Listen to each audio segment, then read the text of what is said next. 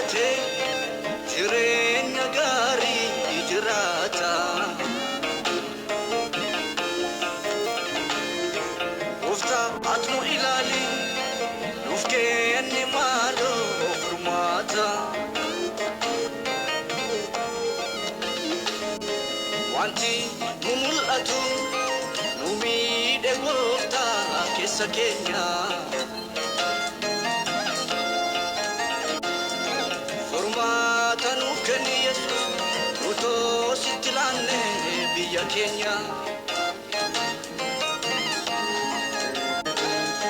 Wanti nu mul'atu nu miidhe gooftaa keessa keenya.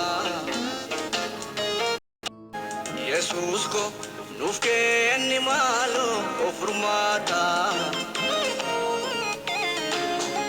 Nuuf kenni maaloo furmaata.